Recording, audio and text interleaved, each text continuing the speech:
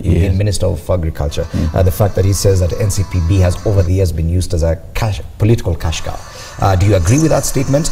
And do you think that because this problem does not appear to be a new one, is it something that can be remedied by these actions of the DPP right now, or is it something that will take longer?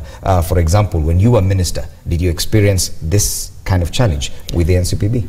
Yeah, one thing that is very clear, this is just a panacea. It will resolve the few problems that are there, but the fundamental issue is that it is actually even the restructuring of NCPB that has been long overdue to allow it to do this business commercially.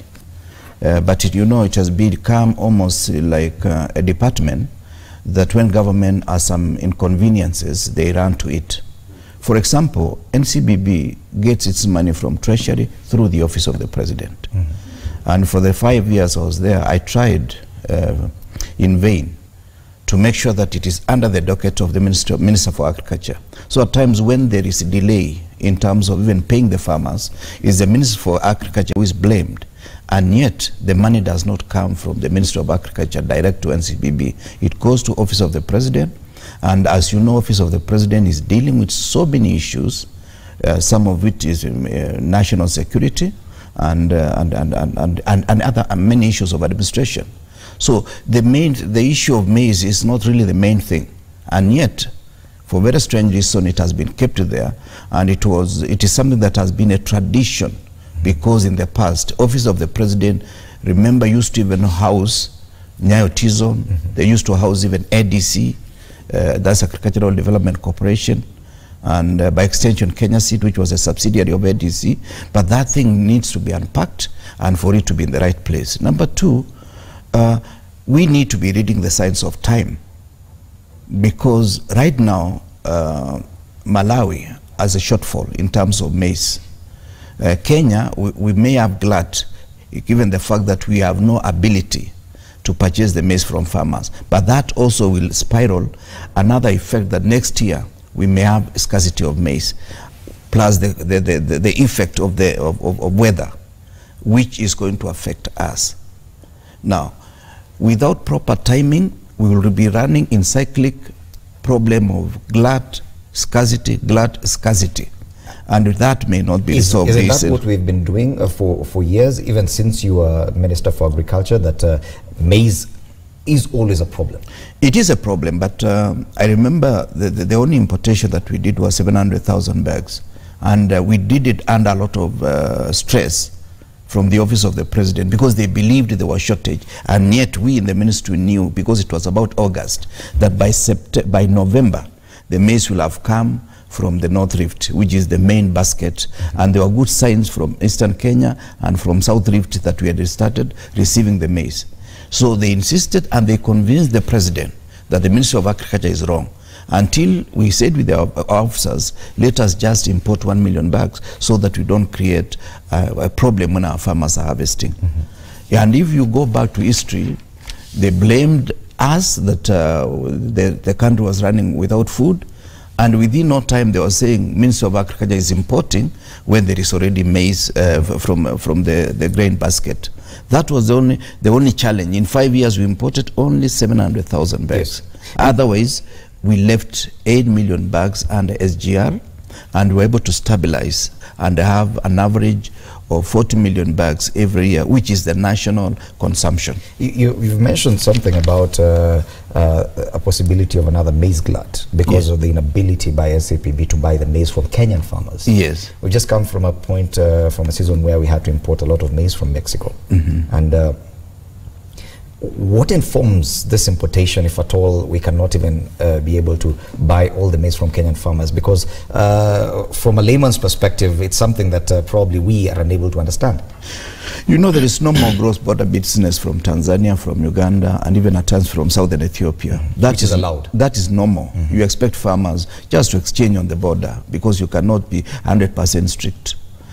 Therefore, there is about 2 million to 3 million bags that you expect to come in and to go out as the situation may be.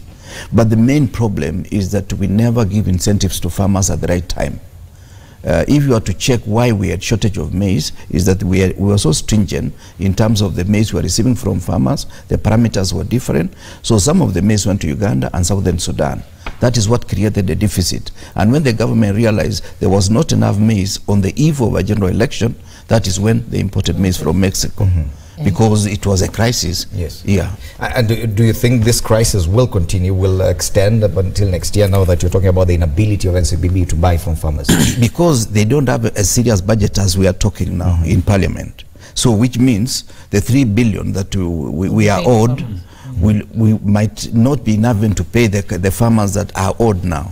And yet there is another crop coming into the market in the next 2 months. And you know, when people are discouraged, even farmers, Yes. when they are discouraged that you will go a whole season without being paid, even the incentive to actually plant another crop, I think we kill the morale of the Kenyans. And I think sometimes we manufacture this crisis because in every crisis someone benefits. You know, even in this importation that is quick and we need so the maize we got from Mexico is still very there quickly, in stores. you know, we manufacture this crisis and someone benefits from it, because when you import, you're paid immediately, and I mean they're better. You don't really go through the hassle of farming like the farmers do. It is surely just a business, you know, and I think this crisis can be avoided really, like Honorable Kirwa says, that at the right time we make sure the fertilizers are good quality and are available. Because if you ask me, why don't we even have fertilizers being sold? We tried it in the Senate to actually localize it, to go to every primary school in this country for the maize growers. You just brought up the issue of fertilizers. And right now I'm made to understand that there's an issue in importation of fertilizer because of the influx and of the quality and the quality of fertilizer. So it takes even longer for KEBS to process the fertilizer that's coming in. Before we come to Bonatine, do you think that that could be a problem going forward, because for farmers especially? It is a problem, because even the fertilizer that we got 2 years ago poisoned the soil. It was bad. It poisoned the soil, and we don't know how it got into, and that was from NCPB, a government agency. We should have also been able to clear that, and people are now quiet about it. Yes. And the soil has been poisoned. Because the effect on the crop was evident, you know, and they actually could demonstrate that we were doing better before the fertilizer. This problem seems to be so deep-seated. Do you think that this nice headline, that the fact that senior officials of government have been arraigned, is enough to actually resolve or remedy the situation? Well, it's a right step. It's a good step, a right step in the right direction. And I am very hopeful, by the way, from my observations and how these issues coming out. I think it's a very good step, because it has never been done before. What has happened before is that we have complained, we have made noises that some politicians were involved in these maize issues, and then it has just died. So I think this is very good. But what I wanted to say also is that in relation to these maize issues, that the Director of Public Prosecutions need to get to National Irrigation Board, and we want to understand what happened with this Galana Kulanu project, because that is, in my view, is one of the biggest scandals that we need to unearth. That the government invested a lot of resources in that project, and we have not been told what are the results of those investments. I think, without wasting time, I think I want to see the DPP or EACC moving in that direction. We think that the war on corruption is going to help this country to be able to focus. And if this issue is not resolved by the way, this maize issue, then I think one of the agenda 4s of Jubilee government, which is food security, is obviously lost from the word go, because we are starting the second year of government, and this issue of food security is going to be a big challenge for us, and especially if you don't sort it out. So I think the relevant agencies need to move with speed. Let us address these corruption issues. Let us structure a National Cereal and Produce Board, and let government, let Parliament also advance another budgetary allocation to this body, so that it can be able to function properly. The maize scandal must go together with the fertilizer. It must go together. Because until we deal with that we are still importing contraband sugar or contraband fertilizer, then we'll have less maize, then we will have to import. It is a cycle. So it has to go together. And in this case, they actually received the money. The board received the money. They actually paid the wrong people, if you ask me. Even this 3 billion, you know, even money get late, even in your CDF. Sometimes we wait, but it's not a whole year. You know, so even this one, they got the money, they paid the wrong people, and now they're trying to remedy it when it is too late. And if you ask me, it is not just a mistake. It was not a clerical error. It was actually a system that was planned to work like that. That we will pay, then we will deal with the consequences. And the consequences, they can even say, you know, if you have stolen 200 million and you're asked to pay a fine of 3 million, I mean, you'll be smiling all the way to the bank.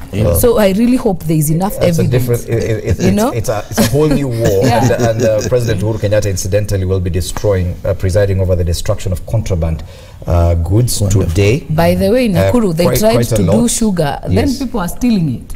You know, they were stealing it when they were trying to ban it. Yes. Contraband goods worth 200 million shillings, which have been nabbed in the ongoing crackdown on illicit trade. And we are talking about sugar, rice, counterfeit cigarettes, fake electronics, cars, medicine, lab equipment, construction material, foodstuff, all these things. It will be happening at the East Africa Portland Cement grounds today. Yes? So in as far as the ongoing war on corruption is concerned, today it is about maize on the headlines. And yes, it emanates from the fact that yesterday senior government officials were arraigned over the illegal payments to traders for maize by the NCPB. And that features on the headlines today. Let's now take a break. When we come back, we take a look at other headlines. MPs have rejected that Robin Hood tax on excise charged on money transfers, as well as a 16% VAT on fuel. What does this mean? At least some good headlines from Parliament. Congratulations. It's not a good headline. He's in finance.